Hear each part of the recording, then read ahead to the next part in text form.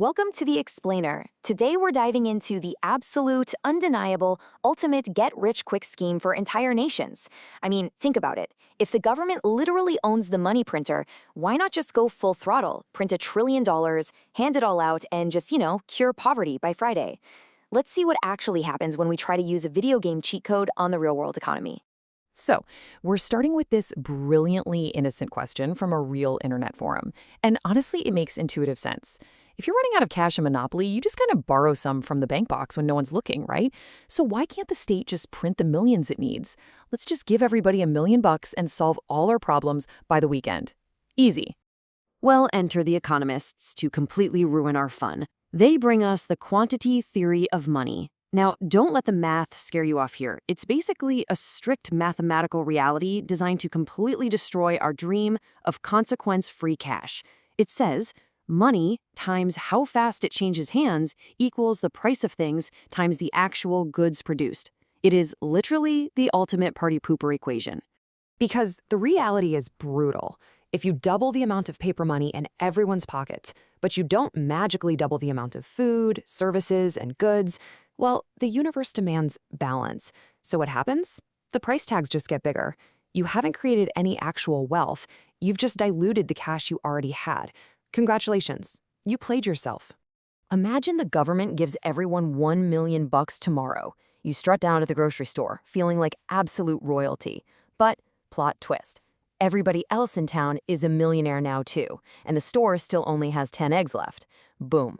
The price adjusts to the massive new demand, and your shiny new $1 million buys you exactly 1 egg. You're no richer, your omelets are just incredibly expensive. Section 1.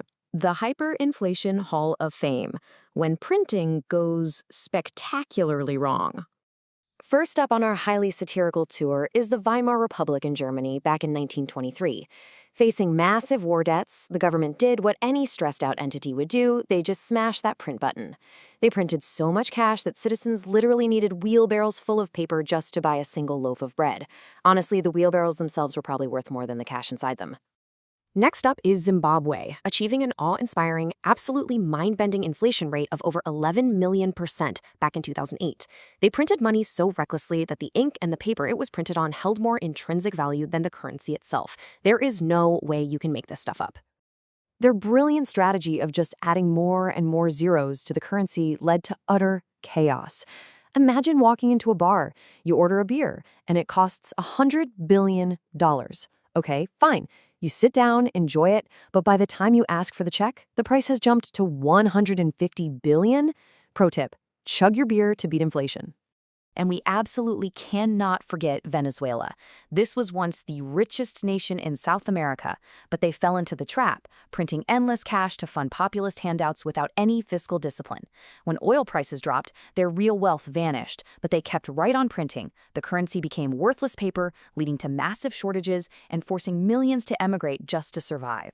The whole infinite money joke turns into a very grim reality very quickly. Section 2. The "But America Does It" excuse. QE versus helicopter money. Now, I know some of you are screaming at the screen right now. Wait a minute, the United States prints money all the time. They printed trillions and didn't get 1,000% inflation. Well, let's unpack that, because there is a massive critical difference here. What the US and other major economies often do is called quantitative easing, or QE. They buy government bonds from financial institutions to lower interest rates and encourage lending. This is totally different from helicopter money, which is literally dropping free cash directly into consumer wallets. One stays mostly in the financial system, the other floods the local grocery store with demand, sparking massive inflation.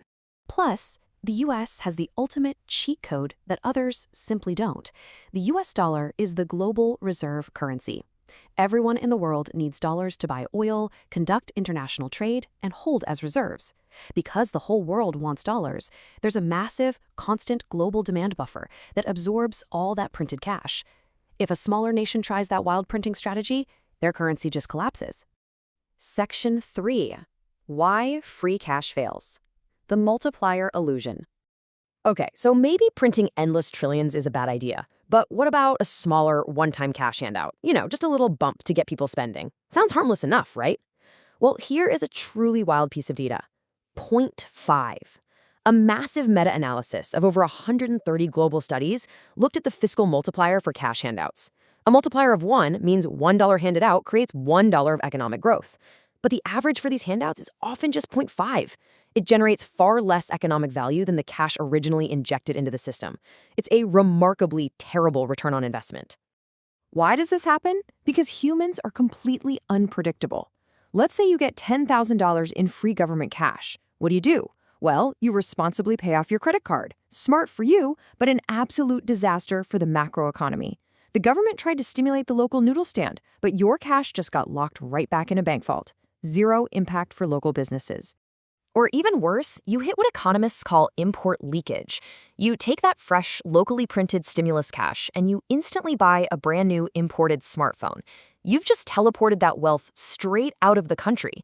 You didn't stimulate your local economy, you accidentally funded someone else's economy halfway across the world. It's just gone. It all boils down to the marginal propensity to consume, or MPC. If you give cash to a middle-income earner, they don't go out and buy double the groceries. Actually, scratch that. They just use the free cash to buy their normal groceries and stash their own money into savings. The result? Absolutely nothing new is stimulated. You just swapped whose money paid for dinner. So printing free money is essentially just spraying shiny gold paint on a dying, rotting tree. The real fixes aren't as sexy as an infinite money glitch. They involve strict fiscal discipline. They mean using big data to give targeted welfare only to the truly vulnerable who will actually spend it on survival.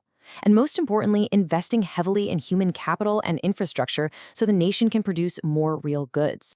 Because at the end of the day, money isn't wealth. Money is just a mirror reflecting our real, tangible productivity. If you add more mirrors, you don't magically get more food or better hospitals. So instead of trying to hack the printer, the real question we need to ask ourselves as an economy is, what are we actually building? Think about that the next time someone promises you free cash. Thanks for joining me on this explainer, and I'll catch you on the next one.